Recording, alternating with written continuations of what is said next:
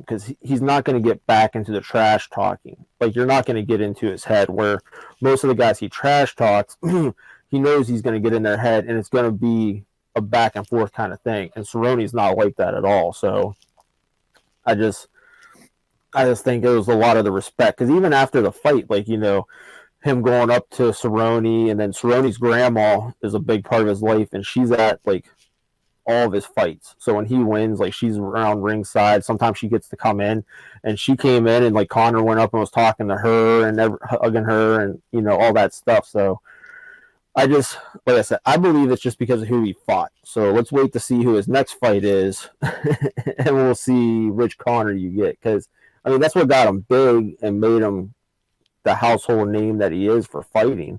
So I think once he gets that type of fighter that as an opponent, that he'll be back to being Connor. I hope so because I mean one of my favorite things about watching that guy is watching him just be a complete idiot, Yeah, talking shit to people. And hey, he's one. Like I said, I've always said like if he ever decides he wants to go the pro wrestling route, there is money in Conor McGregor because he's just fucking hilarious. oh yeah, he'll. That's where he'll be whenever he's officially done with fight or UFC and everything. He'll be a WWE wrestler. Yeah, but the thing is that he'll be great at it if you give him a mic. He almost doesn't. He wouldn't even have to really do many matches. Just watching him talk shit would be priceless. Yeah, I don't know. We'll see. We'll see how it all goes. yeah, When is his next fight? I know he said he wanted to do 3 fights this year. yeah. They're waiting because Dana really wants to get the Khabib McGregor rematch booked, but Khabib's got a fight in April. Takes on Tony Ferguson. But I think that's going to be. I think that's a bad idea because when he fought Khabib, like it wasn't even close. I mean, Khabib controlled that entire fight, which with him, if he stays on this whole being more dedicated to practice, training and everything, it might be a little bit different. But I just think he needs another fight or two before you throw him in there against Khabib. But that's what Dana keeps talking about, and also with that fight coming up, this is going to be like the fourth or fifth time Ferguson and Khabib have been scheduled to fight, and someone gets hurt each time. So they still haven't even got the fight yet. So I think they're kind of waiting to see. So if one of them has to back out, I think they're going to slide Connor in there. And then if they don't schedule him for another fight, it'll probably be him against the winner of that fight. Well, we all look forward to seeing it. That's for sure. I'm a big on watching the guy fight, and I'll spend the time to watch. I won't spend money on it, but I'll definitely spend the time Yeah. to watch him fight. And there's already another talk about another boxing fight too. Yeah, I did hear that they reached out to him. What did you think about that? Do you want to see another? I honestly thought again, I'm not in my I'm not pretending to know anything about boxing, but honestly thought he showed off pretty well in that fight. I did too. I agree with you. But I've heard Pacquiao reached out. Pacquiao wants to fight him, and I would truthfully rather see Pacquiao than Mayweather. Um, but if he would take another Mayweather fight, because I mean he's going to get paid pretty good either one of those two. Probably get more if he went with the Mayweather rematch. But I just think if you do it right, because the thing with Mayweather is like he didn't want to give him really time to train for it, and so it was like a month and a half after like when they negotiated it till the fight. So I mean that's not even enough time for if you're going to do a real true like UFC camp. That's not even enough time. So it's like if he would take on him again, it's like I'd hope he would try to get like a longer training camp because if he has a longer training camp, it, I'm not saying I think he would win, but I think he'd have a better shot at it because I didn't think he looked bad against Mayweather. He actually won, in my opinion, two, possibly 3 rounds of that fight. I think it'd be interesting because like Mayweather, we all know is a defensive guy, right? That's kind of what he's Yeah, made his his money on is, not having to get in there and actually punch out people back and forth. I think I think Pacquiao's age, I think he actually has a legitimate chance of taking Pacquiao out. Yeah. The guy he looked like he had a skill set to hold his own. And he is like fighting athlete. He's ridiculous, right? But Yeah. honestly, I think I would love to see him get in there with Pacquiao, who will get in a punch with him and won't be running away the whole fight. And that's not a rip on Mayweather, because that's just Mayweather's game. It's what got him to 50-0 or whatever he is. Yeah. Can't hate the man for that. But I'd like to see it. I think, and money wise, I don't think you could turn down a shit ton of money. I know I couldn't. No. Take a few hits. Here's what he should do. He should take another one of those, right? Take another boxing match, and then he legit should just get out of the game. Go wrestle or something. I don't know how he is with his cash. Doesn't seem like. Here's the thing. I don't know if it's just if he's putting on just the illusion that he's out there being crazy with his money, because I know he's got like multiple products that he's got his hands in, investment wise. But he's got a lot of lawsuits right now too. Yeah. So if I was him, I think I'd take one more big payday and then go do something that's not going to give me CTE when it's all said and done.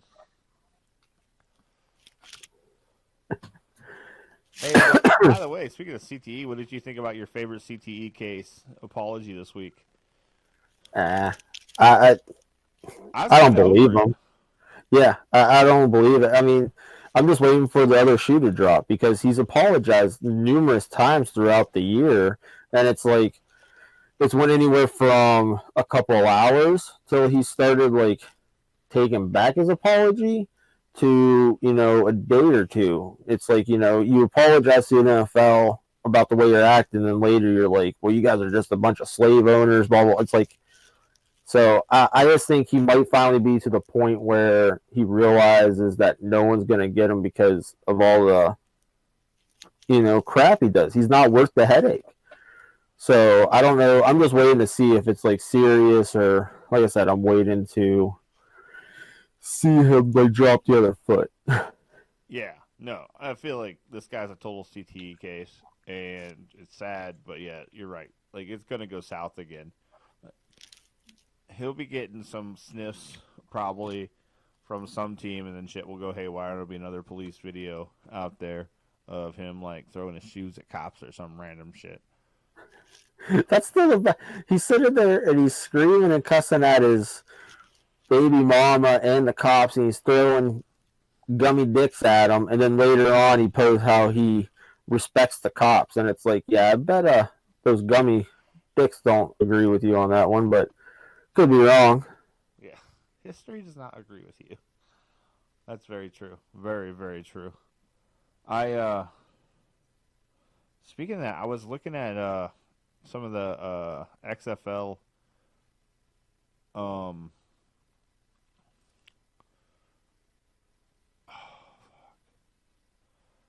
are they called? Lineups? Not lineups, but rosters. The rosters? My goodness. Yeah, dude. I think I have CTE.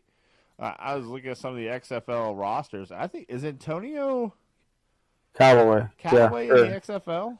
Tampa Bay. Did I see that correctly? Yeah, Tampa Bay picked them up. That guy could be a real weapon.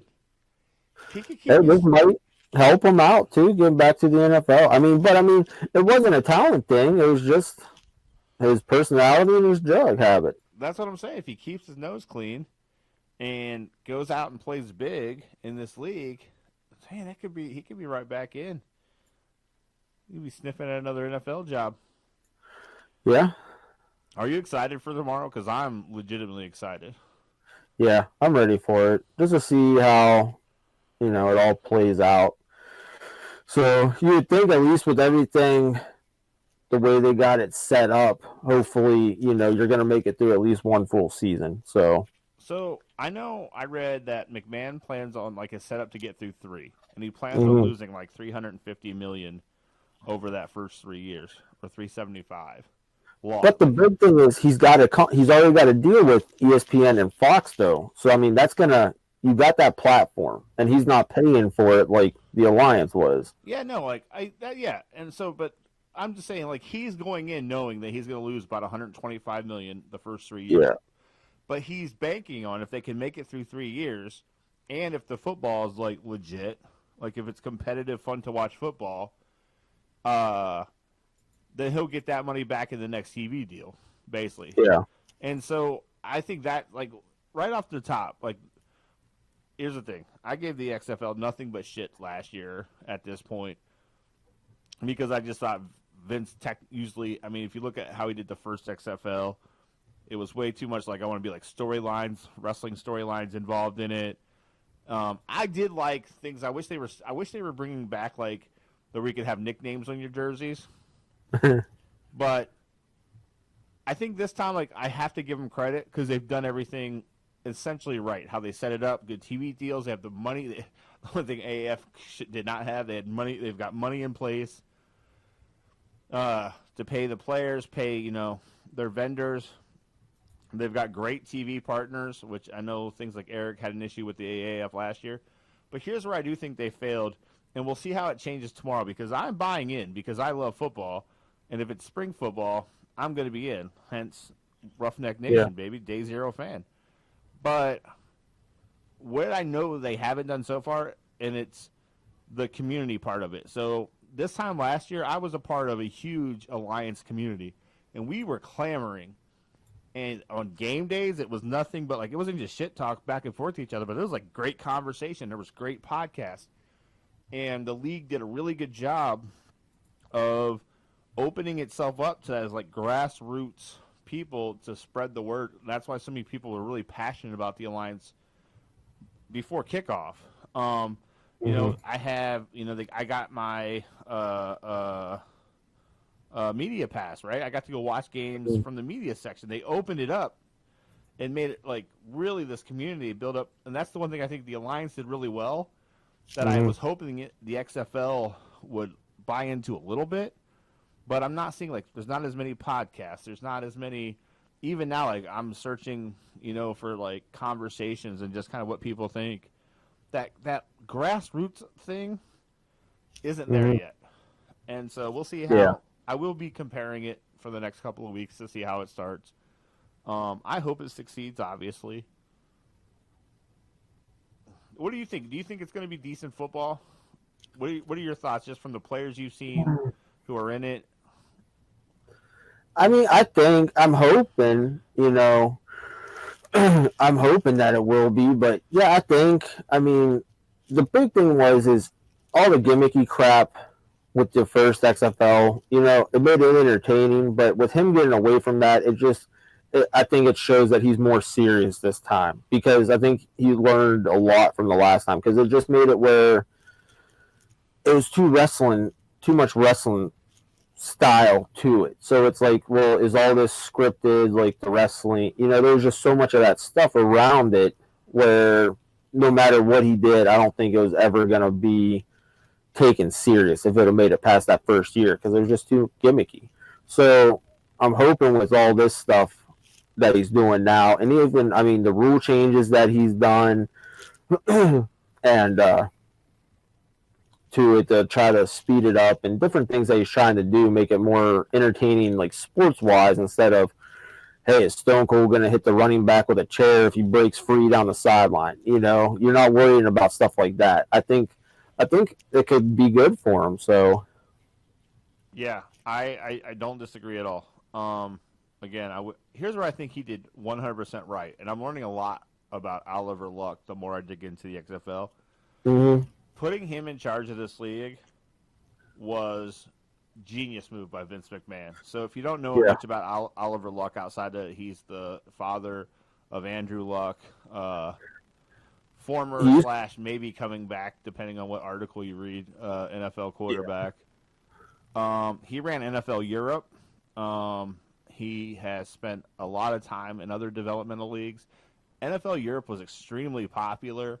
I'm not sure exactly why it closed down. Maybe it wasn't making a ton of cash, but popular-wise, like if you read about that NFL Europe, the things they were doing there, And some of Yeah, the but they stuff. never had the attendance either. So that it was a money situation because they just didn't have the fans. Yeah.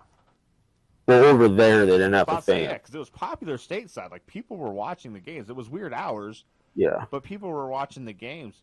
But he kind of led the. He was kind of in charge of that for a long time. He did some stuff with college football. He's kind of got this huge resume of successful football career that I had no clue about until you kind of start looking into him. So I yeah. think, He was the athletic director of West Virginia, also. yeah. So I think the XFL's done a great job hiring him and putting him in charge. And I think, like, he brought on that Team Nine. Have you heard about that at all? What? Team Nine. So it's Mm. so what the XFL will do, instead of being able to kind of just sign like Joe Schmo off the street, which they can do that for the first 2 weeks. After week 2, they have basically a team that's down in Houston. They're practicing every day with XFL rules. It's a team, I think, of 40 players. But now it's a week 3 or on. If you need a player, you have Yeah. to take them from Team 9, because what they're hoping is that guy's already been practicing XFL rules, standards. He's also been practicing, so he's game ready. And so basically, it's this pool of players that's game ready. That if you need, like, you have an injury and a guy on IR, you can go to Mhm. this Team 9 and go, hey, and pick from the people they have down there. And honestly, I kind Hmm. of think that's something the XFL could have used. Not the XFL, the Alliance, same thing. I just think it's a cool concept. Yeah, that's pretty cool. And then how about I found out that safety, I think it's a safety from West Virginia left early and joined. As far as I know, he's the only player that did it, but he left early with eligibility on the table, couldn't go to the NFL. He went to the XFL. He's going to be on Dallas Renegades. Yeah, I know they're. I heard.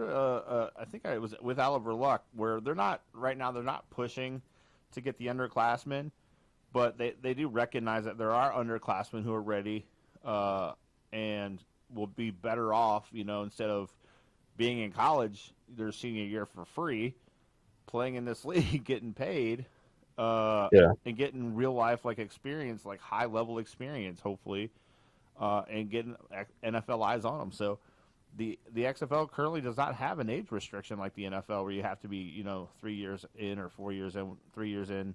3 years out of high school. Yeah, they don't have that rule currently. So he did say that in this interview I heard that it's not something he wants to push or that they want to make like a huge thing, but he says occasionally there are definitely players who are it's gonna make sense, and they're open arms. Yeah. And here's the thing. You look at this, it's just going to be like the league that Trump killed, the USFL. They did a lot of that kind of stuff to get players from the NFL. And if they get this league and they build it right, which is what the USFL did. Yeah.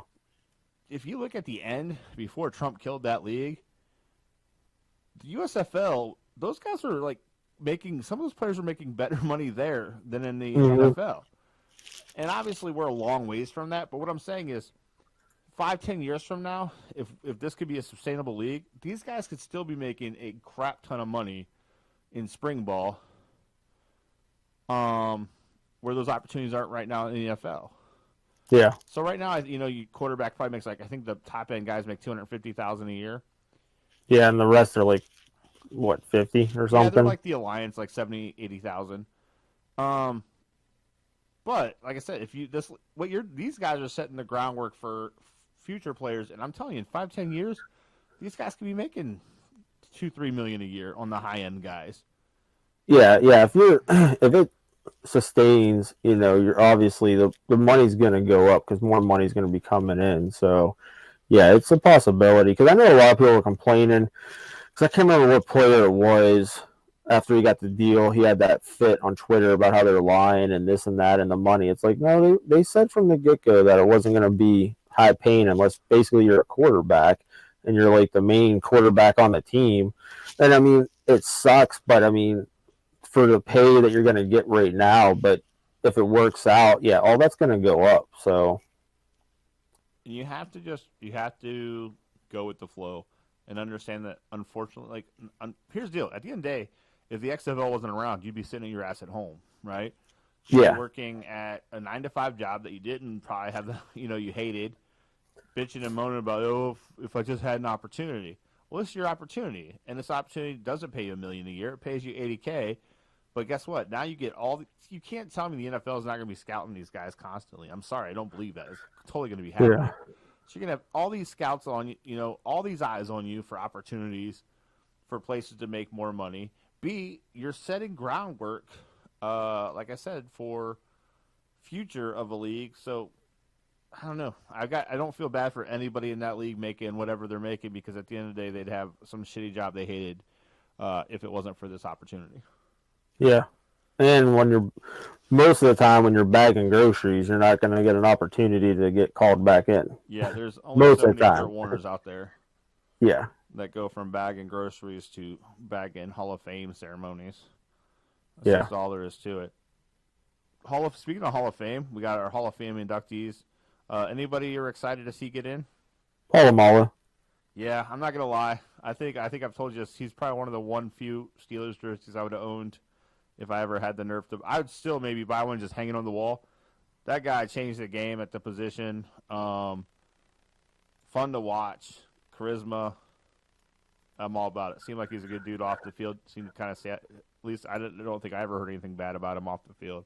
No, and he's like, they were, how religious he is. That's a big part of his thing. And even when they interviewed him, the one Steelers thing, one of the Steelers people, they interviewed him after they went to his room or whatever and told him that he was going into the Hall of Fame. And even him talking, like, he just sat there and was saying how he didn't feel he deserved it, and it was all because of his teammates, and all the recognition should go to them, because if it wasn't for them, he wouldn't be there. I mean, he's just a nice, humble guy. Like, like you said, never heard anything bad about him. But, like, there's been stories about how, like, at practice, like, he was not the guy that you wanted to, like, cross. You didn't want to make him mad, because he made it pretty clear and evident whenever he was mad, because there was a story about Antonio Brown. And Antonio Brown at practice it was the day he signed his big contract, whenever they decided to keep him instead of Mike Wallace. And he got into it with Dick LeBeau. And at that time, with the defensive players you had, I mean, that was not the guy to mess with, because, like, a lot of them looked up him like he was the father figure because of the way he was with defense and just his players. And he started going, and Ryan Clark said that Polamalu walked over and, what did he say? He said something like, we're going live. And that was his way of saying, like, somebody pissed him off and he was going to take him out. And they were like, they're like, no, we can't go live, this and that. And they kept trying to get stopped. He's like, no. He's like, I'm going live. And they had to take Antonio Brown out of the practice because they knew that he was the one that Polamalu was going to be going after. Yeah, she had little stories like that. I'm excited he's going in. So we had our Hall of Famers announced before the Super Bowl the week, and man, obviously I think Lamar Jackson. Let's go a little bit before the Super Bowl, getting the MVP. No one really surprised. Guy had a phenomenal year. Yeah. I hate saying it. It really hurts coming out of my mouth talking about a Sky Rat. But you got to respect, even if it's a one-year thing, what he did to the league this year. It is what it is. He cut him up. Yeah. So he wins MVP. Which should just be called the quarterback award. And, yeah. And then we get to the Super Bowl, man. And so, what were your thoughts? What were your thoughts on the game, pre-game? Just the whole thing. What did you come away with? I was rooting for Kansas City because I don't want to see. It's bad enough that New England's got as many Super Bowl wins as the Steelers do, so I didn't want to see a third team get added to that. So, and I like Mahomes and Andy Reid. He's just, I don't know. I just always liked him as a coach and was wanting to see him, get that Super Bowl win finally. And so, needless to say, I was worried because I just figured they would figure out a way earlier to get around that defense, because I thought Kansas City was going to blow them out. Like, I didn't think it was even going to be close. And then but but that defense played awesome for San Francisco, and just like I don't know, they finally just warmed down, and well, I think a lot of things went into that Kansas City coming back because like I was worried, but it's like you still what they've done the first 2 games in the playoffs, like they can score touchdowns so quick. Like you knew they were never out of it until there had to be zeros on that clock for them to be out of it. So, but I was still worried because the defense, San Francisco's defense, was playing so good right at the time. But it's like Kansas City's defense finally stepped up and started making stops. And Kyle Shanahan, for whatever reason, went away from the run. Like Garoppolo is not a bad quarterback. I think he's a good quarterback, but it's like I don't think he's really at that level to. You don't want to put the ball in his hands, especially if the game's not a passing game. Because like when San Francisco beat the Saints earlier in the year, it was whatever 54-50. It was something crazy, but he was throwing that entire game, and so he was there, he was in it. But this game, for the most part, it was passes here and there, but it was mainly the run. And then it's like all of a sudden you're just like, well, we got to switch it up. We got to throw every time. And they didn't need the throw. They were winning by 10. You should just be trying to run out the clock, take as much time off as you can, because that's the only way to beat Kansas City is get the clock to be zeros. Yeah, I remember what I was. So I kind of had it streaming for my guys, and so it was on kind of in the background in the office, and I was watching, and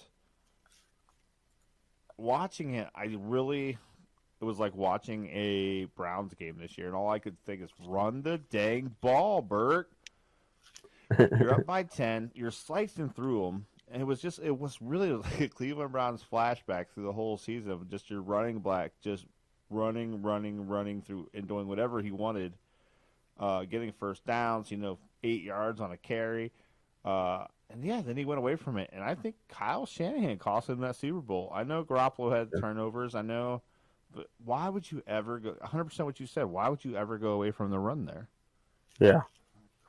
Yeah, I don't know. It was weird. But, I mean, it's like you could see it happening as it was happening. And you're like, are they going to blow another lead? Well, is Shanahan going to blow another lead?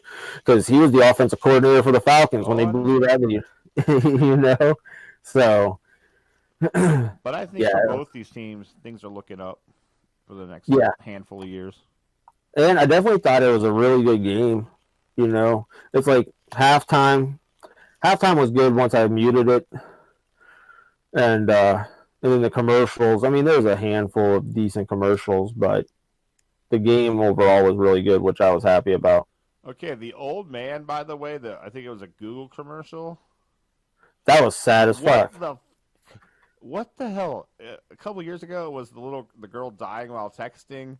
Like, I don't need to cry during the Super Bowl, or unless it's the Browns holding the trophy, and I just am so emotionally broken that I don't know what to do. Which I don't think that's going to happen anytime soon. But I shouldn't be crying during the Super Bowl. That old man's commercial, holy cow! I know, because it took me a minute to realize what was going on, and then I'm just like, oh, this is sad. I'm like, what the hell? And then it's like they showed it again right after the Super Bowl, and I was like, I ain't seeing this again. So I turned it. I'm like, what the heck? I like that. I thought it was a great game. For what I saw, I enjoyed it. I ended up having to basically we just had shitty internet connection, so I had to shut it down. We didn't catch the last handful of minutes, but I listened to it. So I listened to everything go down. But actually, it was competitive. It was fun. It was entertaining until the end. I do love. Did you see the memes? And they were kind of through the whole playoffs. Like when Houston got up by 24 with Travis Kelce, and he's like, "Hey, let's let him get up by 24." But then what happened in the Super Bowl is like, "Here's what we're gonna do.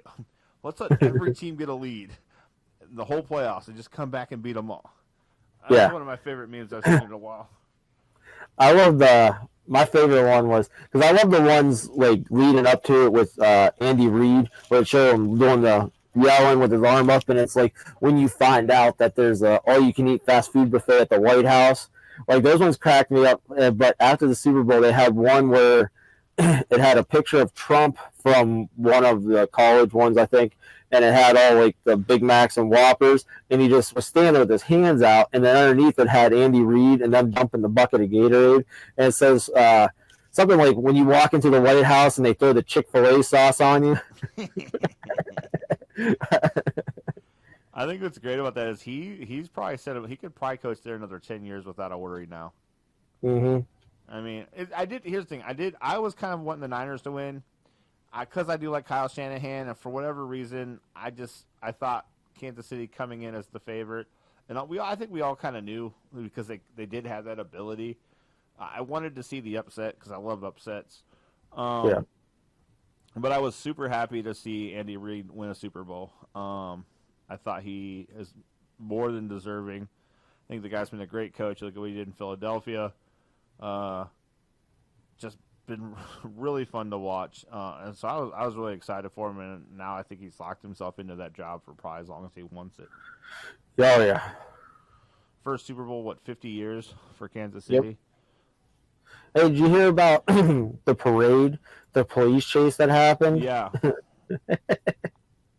Only in America. Oh, I tell you. Yeah. No, yeah, it was fun. I'm glad. I'm excited. I'm sad the season's over, but then I'm excited because hopefully the XFL lasts the whole year because the XFL goes basically up to the draft, and then essentially we're only going to have 2 months without football if you think about it. Draft's in April. You figure May, June, you don't have anything going on. You got mini camps, voluntary stuff, but then July training camp starts, preseason in August, and we're back at it, buddy. Hey, did you hear that the NFL moved the combines to prime time and they're going to show it all on TV?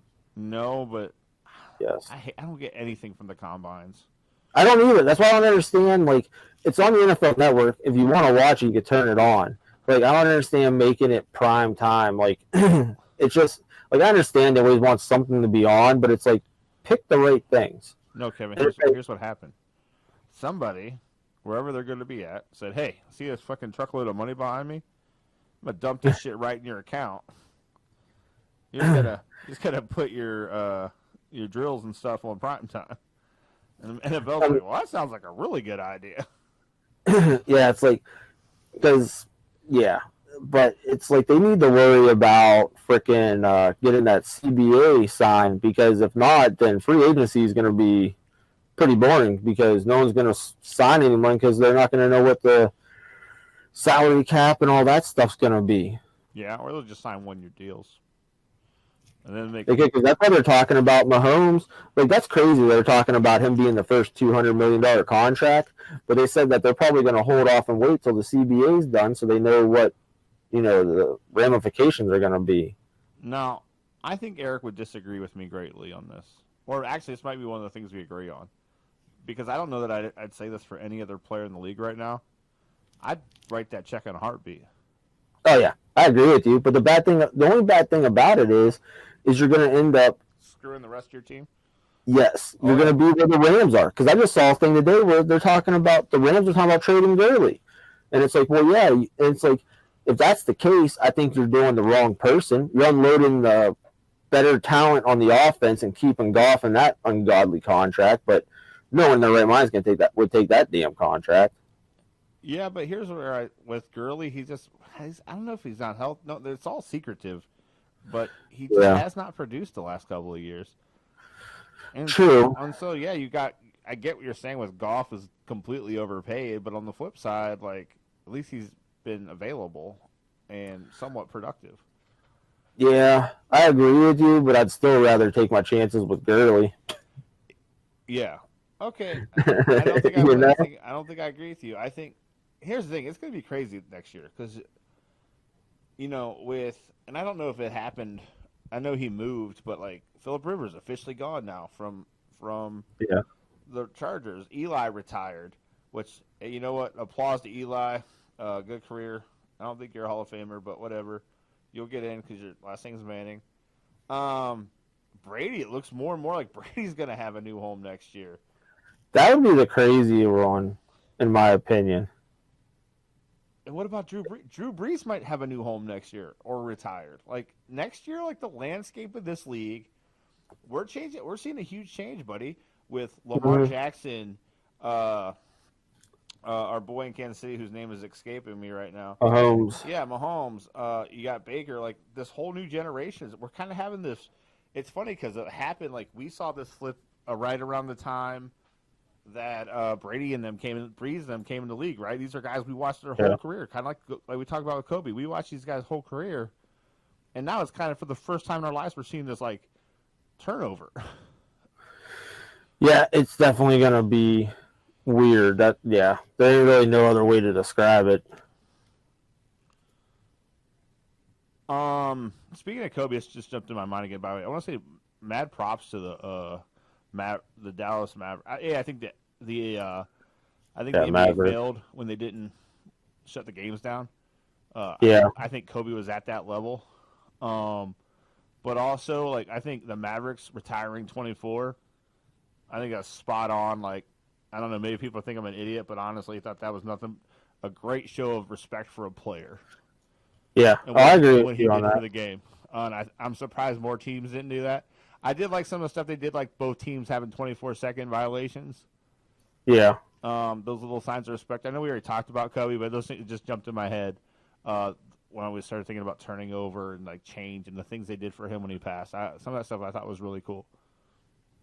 yeah. I agree with you on that. And I like what the All Star game's doing.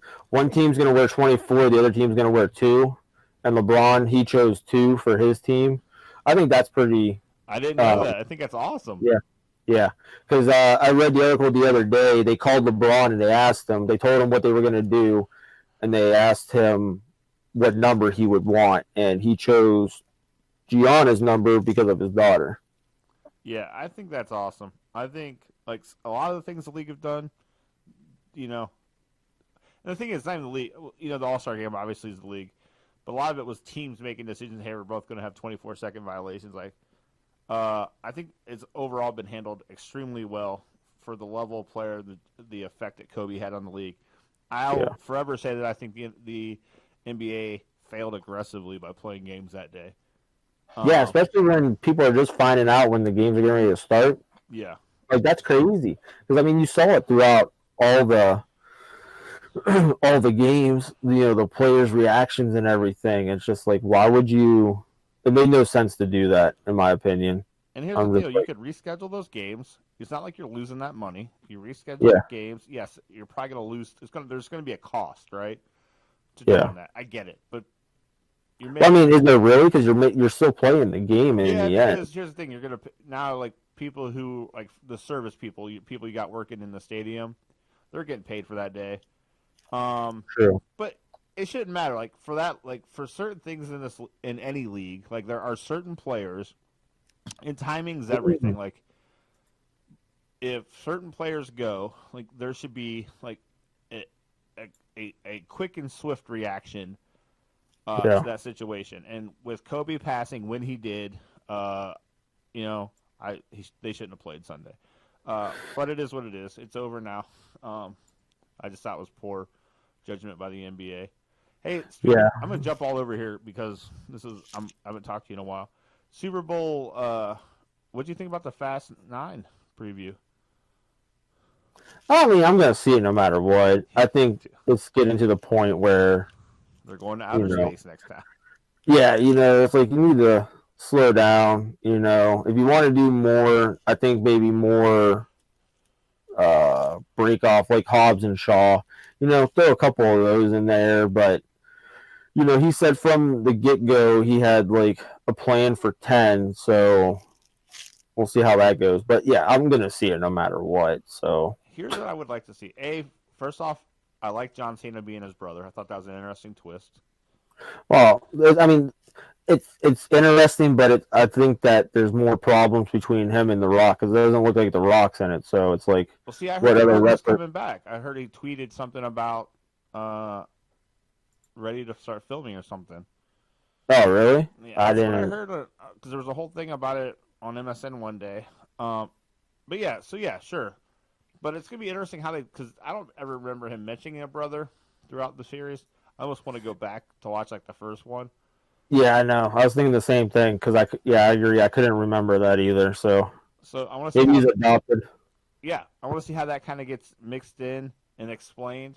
But bringing Han back, don't know how the hell they did that. Like Han's Yeah, story, Han's got the weirdest story, if you ask me, in all of Fast and Furious.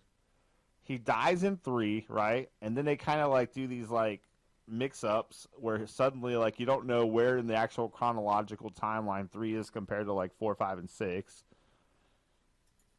yeah. But now he's back again after we all thought he already died again. I don't understand what the hell's going on about. Somehow Han's back. Yeah. When I saw that in the preview, that was the first thing I thought of. It's like, so is this a dream? Because the one preview you could see his sister is there too. So it's like, what are they going to do about Paul Walker? Oh, How are they going to explain that? so there's a whole thing about that I read. There's a rumor because, like in the last one, his His brother's going to play it. finished playing and they just basically superimposed Paul Walker's face. Yeah. So there's rumors that they're going to bring him back doing that. And I'm Okay. 100% against that. I agree with you on that because I felt the same way whenever when I heard about it because they talked about that the other year, and I was just like, you can't do that. I But see why they did it to finish out because they were in the middle of filming. yeah, Made sense, right? And it's a nice yes, I homage. agree. And I think if you have any kind of emotions as a human, watching that end of that movie where they go separate, in that Y, and that song is playing. If you don't, I don't care. I cried like a mother effing baby. I don't care. I went and saw that. I went and saw that with my buddies at the theater, and I'm like, yeah, I can't be a little bitch in front of them. Oh yeah, see, I don't care. I was gone. It was messed up. But and I thought that was a good way to close it out. I think bringing that character back, bring his sister in. There's a way you can do that and not like, hey, he's off doing this. But to actually physically bring his brother back in, Yeah, if they do that, I'm not going to be happy with that idea. yeah, I'm not excited about that. I would like to see one more movie where they kind of go back to like the style of the first one, where it's actually Yeah, focused on the street racing and the stuff that really got me. And it's not that I don't love them, because like you said, I'll see this one, I'm all about them, and I think it's crazy how they just take it to a different level every time, and it gets pretty nuts. yeah, But I and want, like, I just want to see like some of that like original feel one more time. yeah, live your life quarter mile at a time. Yeah, I agree with you on that because it's just at least in that one, like there was crazy stuff, but like now, just from the preview in this one, he runs in the bridge isn't there, so he runs into the spike and it just happens to lock into his tire, and he's gonna swing over to the next mount. It's like, all right, come on, and like the Rock with a chain holding the helicopter in place. I'm like, all right. Now, don't get me wrong. It's a movie. I will get lost in that moment because Miranda points it out to me all the time and loves to ruin movies for me like that. And but yeah, I'm just like, yeah, it's getting to the point where just go back to the original because it just wasn't as I don't know far fetched. Yeah, no, I agree completely. We'll see. We'll see how it ends. I know there's also talk of doing an all female one. That could be Of course interesting. there is. Oh yeah, you got to have equality now, and the only way it could actually have equality is if you have an individual film. Yeah, because that's what I want to see. I A bunch am of girls illegally street racing. I am pretty excited to see Birds of Prey for whatever reason. I thought the previews kind of got me reeled into that. Yeah, I want to see that too if I ever get a chance to. And then Top Gun. I'm getting super pumped about Top Gun. See, the crazy thing about that is I am too, but I never was a Tom Cruise fan, so like I never saw the first Top Gun. Don't fucking Because tell me that. Are you serious? I'm dead serious. I didn't like Tom Cruise, so I was like, I'm not gonna watch the movie. And but now I'm like really into seeing. I want to see the second one because I've started liking him after what was it, Jack Reacher, Jack Riker. Yeah, whatever. however, yeah. Yeah, it was like when I started liking him. So it's like, yeah, now I'm interested in seeing it. So now I'm like, well, I probably should watch the first one so I have somewhat of an idea if there's any. I can't believe. Okay, this is your mission this week, Kevin. and I want to chat about this. Kyle, rewatch it. You need to watch. You have to watch not Days of Thunder. That's a great movie too, though. I saw that movie. Days of Thunder is phenomenal. But no, you have to watch Top Gun this week. You have to. You have to make it. I'm gonna try. Find it. Make it happen. Oh, I found it. I just gotta have time. That's like my problem for everything. Make it like a little Winnie Dad Top Gun moment. Well, see, it's rated R, so I don't know why it's rated R. So no, I can't watch it with it. Well, like today it would be rated like PG-13. Hmm. It's rated R for the time. There's no like naked like stuff. There's not a lot of like today would be PG-13. I think that's what's wrong with movies today. When I go see a horror movie, I want it to be rated R because it's supposed to be cheesy. There's supposed to be nudity. And it's supposed to be gory as hell. But now every like horror movie is PG-13 because it's like. I agree with you. All I'm trying to say is that it would be okay. I know. I'll figure out a time to watch it on my own without her. I might try to watch it after we get done here. But on the other hand, I do agree. Like, the way they do movies today is weak. Yes. I want to see violence and not worry about like, oh, this is gonna hurt someone's sensitivities. Well, I mean, everything hurts everybody's sensitivities nowadays. Hey, are you going to be home Sunday? What do you guys got going on this weekend? I don't know. I know tomorrow I got Mary Beth. She's playing basketball. They got their tournament, so I'm going to that tomorrow. And then we got dinner at my mom's, and I'm not sure how her tournament's working. I don't know if they play all day Saturday or if they win, they come back Sunday, because that's how some of them are. But I could always find out what's going on. I have no idea right off. I'm going to be in Akron tomorrow, and the plan is to spend the night. And if you guys are going to be home, let's watch some XFL football. All right, I'll find out, make sure we don't have any plans or whatnot, and I'll let you know. Yeah, I would. Then I could just swing up there. I'll do the same thing. Swing up there from my hotel, watch some XFL football, and then just drive back here Sunday. Yeah, because the games are 2 and 5? Something like that. On Sunday? Yeah. Because I didn't think they had a late game. No, they're pretty reasonable. Like, they're making them, like, the access to them should be really good. And I know they're expecting like 20,000 at a couple of the stadiums. But I think they've sold like 15,000 per place, which out tickets the Lions for their first couple of weeks. So we'll see. Yeah. I think teams like Houston and Dallas are going to have great crowds. It's places I don't think are like Tampa. I have a little bit of concern with what kind of Seattle. I think should even be good because they're playing where the Seahawks play. Yeah, should be interesting. Yeah, it'll definitely be interesting. All right, brother. We're shooting on an hour and 15 minutes. What do you got before we close out here today? Don't really got anything else sports wise. I mean, there's always stuff we could talk about that's going on in the U.S. outside of sports, but depends what you want to talk about. Because I saw your meme or the thing you posted the other day that I kind of chimed in on. What? Which one? Your Romney thing. Well, that he voted. Here's the thing, because we're never. I think we've been over it a million times. We're never going to agree on the impeachment itself, obviously. But yeah, well, I mean, here's my whole problem. Well, two problems. One, the fact that McConnell essentially was like working to help the president. And my issue with that is no matter who is on, take fucking Trump out of the equation. No matter who's they're supposed to be like this independent body. And the whole time it was like, we're going to essentially do whatever we can to get the president off. Well, I mean, they said from the get-go that they didn't think they had enough to go for and that it was bogus stuff. But what I'm saying is, he was saying the whole time, we're going to be in communication with their attorneys, we're going to do whatever. All I'm saying is be independent. And how do you have a trial? I don't care if it would have changed the outcome, because I don't think it would have. But how do you not have when you have a trial, not have, evidence and witnesses allowed?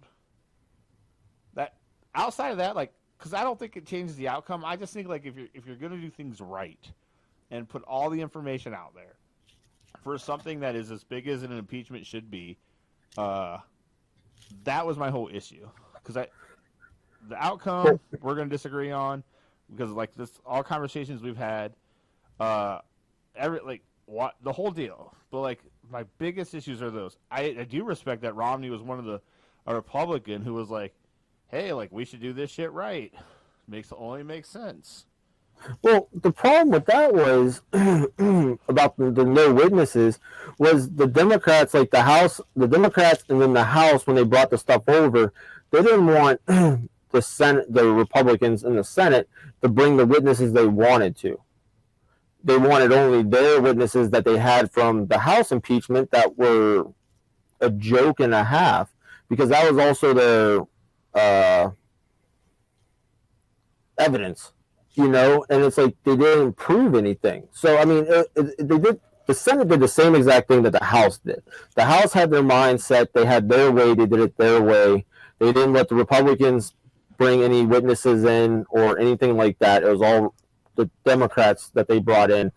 They passed it through, and even there was 3 Democrats that voted against impeachment because they knew it was garbage. And then it went through, and then when the Senate wanted to bring their witnesses in, they didn't want to allow that, the Democrats. So then the Republicans wouldn't allow them to bring their witnesses. So they weren't going to make it a one-show pony like the House did. And then that's why you didn't have any witnesses. And the evidence, there was no firsthand evidence. The only firsthand evidence they had was the transcript that the White House printed out. Whether that was true or not, that was the only firsthand evidence they had. All the witnesses that the House called was all like third hand. Or the Russian guys saying, "Hey," or whatever. The president's attorney, the guy that's like, I think he's got CTE. The New York mayor. God. Giuliani? Yeah, Giuliani. The 2 guys he was working with that essentially said that, this was all legit. And again, like, I know we're on 100% different sides of this. And even, like, if that what you're saying is true about the witnesses, at the end of the day, it should have been, like, a full thing. Like, this side brings all their witnesses. This side brings all the people, like, the American people hear the whole story. Because here's the deal. Like, even if, like, you have a dirty Congress and the Senate and he doesn't get booted out, or he does get booted, like if he doesn't get booted out, like I want to have all the legit information because we're all about to have an election in, a handful of months. Yeah. And so if he is as dirty as I think he is, I want that information. And I don't know, it really bothered me. That part bothered me. I didn't think he was going to get booted. I was confident of that much. Yeah. Now, if they would have done the whole, like you said, I agree. If both sides would have had witnesses, I'd been completely fine. But it's like one side doesn't want to allow them to do it, so why I wouldn't allow the other side to do it. I agree with that side of it. It sucks, but that's the way. But that's the thing is, it shouldn't even be a conversation. It's just like I think that's something that needs to change. Like that should be the standard. Yeah. But I mean, you got to vote on everything, so that's where I guess that's what I'm saying. Like, I think there almost needs to be some. I don't know how you like if it's a constitutional change that needs to happen, or what has to happen for the change. What I'm saying is I think the standard should be changed. Should be there should be a template for whether you think. I think a president being impeached should be a big deal, right?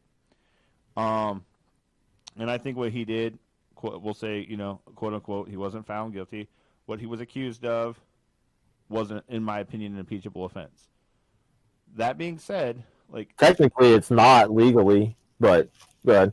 He asked a foreign government to mess with his political adversaries. Not really. He wanted his son investigated. Is Hunter Biden running for president? How does that affect Joe Biden? Like, yeah, Joe Biden made it, what he did shady. So, I mean, if you want to look at it that way, but because he was trying to get dirt. Biden's not even going to win the nomination. So, I mean, what does it matter? Because here's the thing: even if Biden doesn't get the. It's not. It's the fact that you're willing to do that is the precedent is the bad thing.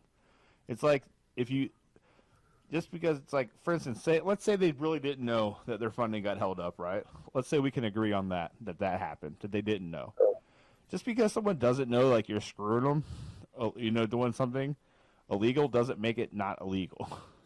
But see, then like you want to use that, then why wasn't it such a big deal when Biden did it and he publicly did it and announced it?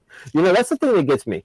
Here's my thing. I'm not a huge Trump fan. I'm a Republican, but it's just like when I argue with people at work, my thing is because he's one of those people nowadays, if you hear it, it's got to be true. I want facts. I don't like Trump, and I've said it from day one. There's probably a million things that he has done that can get him kicked out of office, but they're too dumb to actually go and get one of those. So far they're 0-2, and both of them are like the two that there's no way they're going to win because there's no evidence to put it behind him. It's like, do some work, stop being lazy, and find the thing that actually got evidence that you can win on. But they're too stupid to do that. And all they're doing, in my opinion, is I think they just basically made it where Trump's going to win re-election. He's going to be re-elected because the Democrats look like a bunch of jokes right now. And then when they talk at their campaigns or the debates, there we go. When they talk at those, they sound like a joke, but they just don't see it. And it's just like, do you not hear what you are saying right now? It's like, it's ridiculous. A lot of that I agree with you. I do think, unfortunately, and that's what kills me is like what you're saying. Like you said, there's probably a bunch of things he could do to get him that could have legitimately get him removed from office. And the fact is, I think a lot of people who are Republicans agree with you, but they're still going to vote for the guy. Yeah. He's getting stuff done. I guess we'll agree to disagree. Obviously. Well, I mean, seriously, look at the stuff. Average person, if you're rich, he's great for you. No, because all the stuff for even the middle class is moving up. He wants to cut the Affordable Care Act, which does help people. Instead of fixing it, he wants to cut a bunch of shit that's going to hurt a lot of people. He wants to. He's doing it the wrong way because he keeps saying he wants to make it better. Well, by making it better, which obviously it needs to be made better, add on to it, improve it. Yeah. I think I agree getting rid of it completely is wrong, but I mean, it's really the Affordable Care Act is only affordable if you are the ones that are low enough income you don't have to pay for it. If you got to pay for it, it's not affordable at all. There are parts of it that are good. Like I think the pre-existing injuries or illnesses, like that's good. But he wants to get rid of that. No, he doesn't. He said numerous times he doesn't want to get rid of that. He wants to get rid of that. He even restated it Tuesday at the freaking State of the Union address. His rally, his Trump rally. Hey, when you put out the numbers, the economy's getting better. It's growing quicker than it was under Obama because it was slower than shit and stale and stuff he's doing. The whole China thing is finally starting. Middle America is not better off, and I'm not saying it would have been with Obama or with Hillary, but Middle America is definitely. The income numbers are going up, and the jobs are going up, and the pay is going up. Decent paying jobs are not going up. There's no proof to that fact. Jobs are going up. There is proof of that fact. You can look it up. People can live off. Like most people, a lot of people, like middle class and under, still have to work multiple jobs, which is just a fail to our society. Like here's the deal. I will admit, if you are somebody who's got a ton of money in the stock market, Trump is your guy. I don't agree that for average Joes like myself, that he is good for this country. And I just think he's generally a dirtbag. And he's a businessman. I think that's where I lose him. Like before anything else starts, is I just think he's just a terrible human being. It's possible, but I mean, he gets shit done. Oh, Kevin. Sometimes you frustrate me. I understand. I get that from a lot of people. But, if you really look at the numbers and not like him talking, because he does inflate his numbers, but if you actually look up the numbers are there. The If you're numbers are rich, everything's going great up. for you. If you're high Not end, just for the rich, it's a lot. The numbers are a his lot tax better bill is for going the to cost lower me end. more money this year for sure. Yeah. He's just Oh, if it's costing you more money, you're doing something wrong then, because it definitely helped us out. not us. So, yeah, Not us. It is gonna stink. But whatever, it's the world. Like it's at the end of the day, it's not gonna change today. Hopefully, I don't know. You're right, but oh man, my eyes! I got something in my eye. If you're it's your watching finger. this, it can't be fun watching me just digging my eyes here, but I really got something in them. Oh man, but no, I think on the other end, the Democrats don't have anything together. They're just a shit show. I do like Pete Buttigieg quite a bit, though. I think I don't know. We'll see. I think a lot. I think I don't know if the world's ready for him to have a gay president. I have no problem with it, but I think that's going to be an issue. But I think he's actually one of the few people that I would love to see debate with Trump, because I think he could stand up for himself. I don't like Elizabeth Warren. Biden's just kind of losing his mind, and I think he's Yeah, he is. like, it's weird because Sanders is just like old F too, but Sanders, like, I don't know, he's functional. Biden looks like he's like falling apart in front of us. Yeah, he does. And so I don't know. And so I think I would love to see Bernie debate him too. I think those two old guys would be awesome to watch argue. But I don't know. We'll see. It's going to be an interesting next handful of months. The whole Iowa thing made the Democrats. How do you screw that up?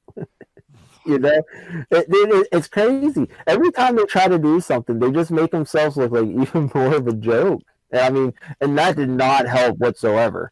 And what was it? Oh, the only Democrat that I like that I would actually have voted for, because if there's someone that I like that's a Democrat, I will vote Democrat.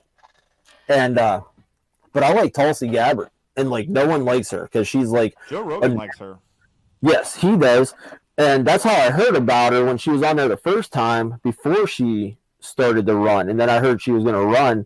And so I started like looking up some of her stuff, and she was on Rogan again talking. And it's like, she's normal, so they don't like her. She's not like extreme nut job. So of course no one likes her. Then you got like, Hillary saying how she's a Russian asset, so now she's suing Hillary, so now she's probably gonna end up dead because come on, you don't mess with the Clintons. Like, ask Jeffrey Epstein. Well, I mean, you kind of can't now, but you know what I mean. But it's just like, yeah, I like her, and she makes sense because she's not crazy where it's just like, let's give everything for free, let's let all the people across the border, no borders, and it's just like, come on, it's just like, have a brain. Yeah, actually I don't hate her. I don't know that I'm into her politics yet, and maybe I just haven't listened to her enough. But you're right. I've heard some things that were actually I would like to watch the debate tonight. But no, I could get with. But I definitely am out on Biden. I'm out on Warren. I'm kind of like at this 2-man race right now with Buttigieg and Sanders. Sanders, for me, the one thing I like about him, and it's just because I haven't obviously been. It's like when Obama came out, like he didn't really have. There was a lot of history I knew about him. Same thing with Mayor Pete. I don't have like a lot to go off on him, but with Bernie, the guy, if you just look at like 30 years ago, he's consistent in what he says, and whether you think he's a nutbag or a socialist or whatever you want to say, at least I can say. I mean, he says he's a socialist, so I mean, he's consistent. But I want to say, if you think it's a terrible thing, I don't necessarily think it's a terrible thing. It depends on, I guess, because I feel like anything else, like socialism, there's different ends of the spectrum.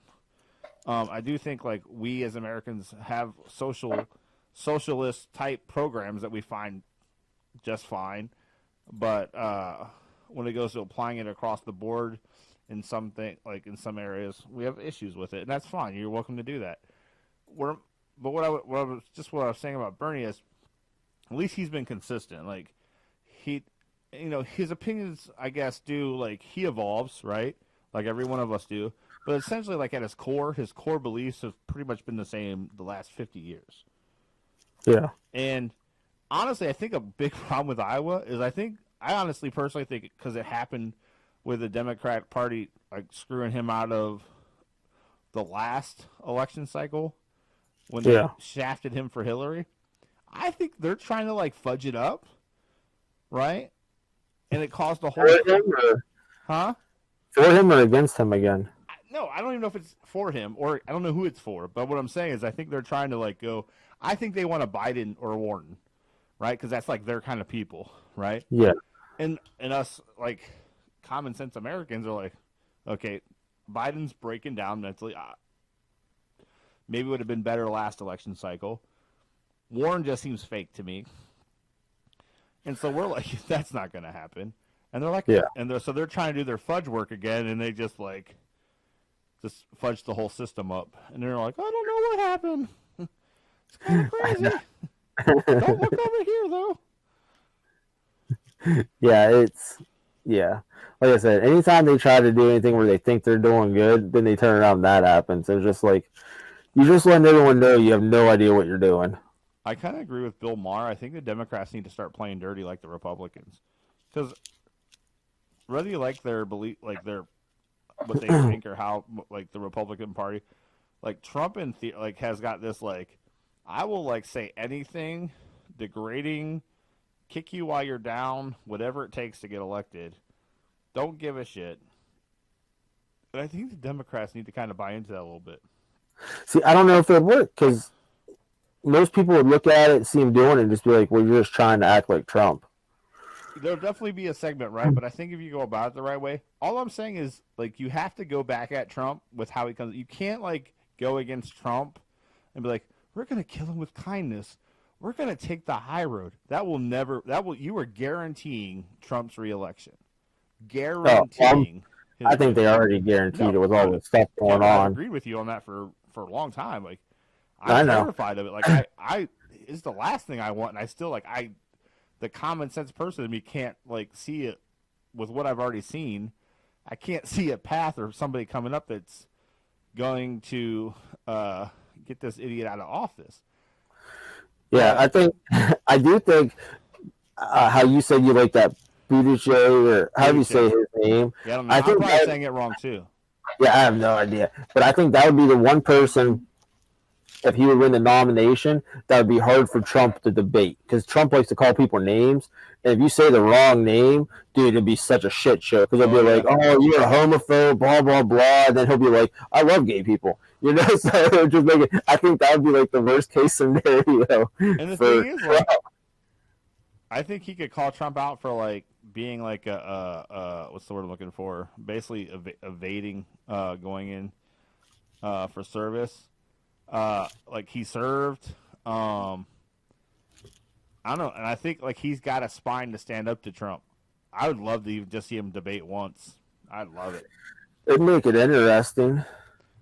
That's the thing, is, but you have to be able to get your hands dirty either way because Trump's going to play dirty. Like that's the other thing I don't like about Trump is I feel like there are some like hard-nosed Republicans, like I call them Trumpers. I think everybody calls them Trumpers. Yeah, that like makes me scared for like how the like just political shit aside, like just how we treat each other as humans. Like that scares me. Like you got people like because for instance, like calling out like fucking Mexicans in the grocery store, call them illegals and shit because they're of Mexican descent. Like that's what scares me almost more than anything. Like outside of it, any politics, it's this attitude that Trump has brought to the forefront. Like I'm telling you, man, we were talking about not too long ago. Some of my other friends out here. I would not be surprised if we saw another civil war in my lifetime at this point. Here's where I disagree with you on not the Civil War part, but the first part, like, calling out Mexicans at a grocery store or whatnot. I strongly believe all that stuff has been there just now with social media and now with the way everything is so divided, all that stuff is brought more to the forefront. Because it's just like, in my opinion, it's just like when the cops killing the black people. That it's always been there, but then it got pushed to the forefront, and they made it like it just started happening. Like it's always been there, but now they're putting such a big focus on it. They try to make it where it's the big news story.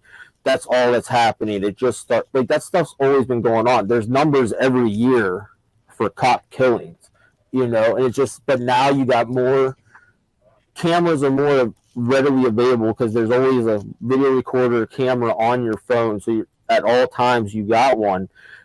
And I just like that's how I think it is. I was like, it's always been there, but now it's just because it goes with their narrative. It makes it stronger to put it out there more now because it's like, oh well, he's so racist and that's why everyone's so racist. And it's like, see, this just happened yesterday. And it's like, yeah, but it probably happened 5 years ago also when Obama was in the office. Why weren't you talking about it nonstop then too? I just don't think any of that stuff has just started because they try to make it like, oh, white supremacists. There's so many. There's like they're everywhere. They're always out there. It's like, yeah, they've been there since like the fucking 50s. It's nothing new, but they try to make it like it's always these, that's the news story. It gets the point across that he's horrible. That these people are here. It's like they were there when Obama was there. They were there when Bush was there. That stuff was going on then too. Yeah, on some level, I completely agree with you. I guess you're right. It's probably always been there. I guess what scares me though is he's made it where, like, especially like the racist stuff, like, and I'm just using the Mexican people because it's the big deal, right? Yeah. Right now, but like in general, like that racism, like where I feel like there was people where they would think that they were there, but they didn't have the audacity to, like, in the middle of Walmart, like, switch that, like, get the fuck out of here, yeah. Right? That person may have been born here, raised here, but because they look Mexican and they're obviously fucking illegal, I can see someone, like, fucking cutting that into a nice little soundbite of Matt Pierce. But there you go. Finally supporting Trump. Yeah. Look, I've got evidence. Pierce is a Trump supporter. Look, listen to this. But no, like they wouldn't call, like they would think it all day, but it wouldn't get out and then start all the like shit. Where you're right, there's phones now and it's easy to get this stuff people out there, and that's what scares me is like now they're like because that's where it starts, and then there's actions, which we've seen some of that, and then it gets into like I'm telling you, I will not be surprised if we had a civil war in my lifetime, which scares the shit out of me. Yeah, that'd be scary. You see all these. One thing is we're old enough we wouldn't have to go into the war. What's that? So the one good thing is we're old enough we wouldn't have to worry about going to the war. Well, yeah, but like the flip, like I think of more like fucking tanks driving down my road, and I know I'm like completely probably going crazy with it, but like like that's where my mind goes. Is I start thinking about like all these other countries that probably like that have these huge civil wars where like they're living in these war zones, but it probably started very similar. Like, oh, right. First, it was just people like, oh, talking shit, and then it was like got more aggressive, and then it just explodes. So think, man, fucking 50 years from now, because I think once it started, it's not going to be like, oh, fucking a 5-year deal. Like I think it's going to be a disaster. Fucking, I got fucking tanks driving down Main Street, fucking, and I'm like, my biggest hope is I don't get hit by like mortar in my house and taken out. Yeah. Oh, it scares me, man. I think that's the biggest thing. I'm just scared of where the world's gone. It's sad. Yeah, it's definitely crazy. I did see that Facebook, one of my Facebook friends posted this thing of like just how like it's wrong that we've taught people or we like not to talk about politics and religion and or those difficult conversations, where what we should have been doing is teaching like our children. And as we were children, we should have been taught how to have these conversations, like as adults, like calmly and like understand, like and be open to ideas instead of this like visceral reaction people have when you're like, "Well, I'm a Trump supporter." People are like, "You're a fucking piece of shit. I want you to die." Yeah. Oh yeah, I agree with you on that. I've talked to one of my buddies about that before. He was the same way that instead of not talking about it, definitely should have talked about it. yeah, it just that's where like I hope that I did good with Trevor. I hope we did good with Kaylee, um, and I know my mom at least I feel did a good job with me. Where yes, I have my opinions and I have my beliefs, but at the end of the day, I'm amenable to change. I'm open to change if someone's can make me open my eyes to something different. But I'm also like my goal is I love having conversations, but I'm all about going okay. Where can we meet in the middle? Where is it that we go? Okay, obviously we're not like I've said 100 times in this conversation. Obviously, like core things we just disagree on. But there's a middle ground. Like we all have to live on this planet. We're all Americans. How do we find that middle ground? And I think it needs to almost start like in the House and the Senate. Like those people need to stop being so damn divided. And maybe what I think we need to do almost is vote every single one of them out, even the ones I like. I agree. Vote them all out. And that's to me that sends us a very solid statement. Like we don't want this divide. Like I don't think anybody as Americans truly wants this whole like me against you. Like we want our leaders to be bringing us together and to be working across boards and going, okay, listen, I think the Affordable Care Act's stupid. And this other guy's like, yeah, but I think what you guys want stupid. Okay, well, let's find a fucking middle ground. Yeah. Where people get taken care of because it shouldn't cost people their lives because they can't afford to get insulin shots. Where in other countries it basically costs people almost, next to nothing because you can negotiate and work that shit out. And it's set up to like fail people here. Like, let's figure that stuff out. It's simple things. Yeah, I agree with you. And that's why, that's right. I think we should vote. That's my new goal now. Everybody just vote everybody out in November. Just fucking get rid of a whole bunch of them. We're probably going to get some dickheads in there. It's going to happen. But, yeah, it's a guarantee. But you know what? At least you go. But it needs to somehow be tied to people like knowing that's why we're voting people out. It's because we're just sick of it. Yeah, this is like it's not going to happen, but it needs to happen. Oh yeah, no, it won't happen. And term limits. That's another thing we need. I completely agree with that. You should not be in there for no 40, 50 years. I'd say 3 terms for a senator. 3 terms, 3 like 4-year terms, so 12 years total, should be the max. Yeah. And this whole pay for life bullshit, there's all kinds of ways we could be saving money, buddy. This whole like paying these guys for life. And that's like my other thing too. Like you talk about that, yeah, I agree. We shouldn't do that. But if you're going to come up with, if you're in Congress, whatever, Senate, and all that, whatever needs to be done, if you're going to come up with this new Affordable Care Act insurance for everyone that's supposed to be so great, they have to have the Congress, whoever. Government has to have that insurance. If it's so great for us that you're going to put it through, you have to have it. I'm a firm believer that civil servants should not have. Here's the deal: if you work for a company, right, and you're in like some company where they do like executive level, you get like extra special insurance. That's a private company. Do business how you want to do business, right? It's not how I would do business, but I'm totally support. That's how you want to run your business.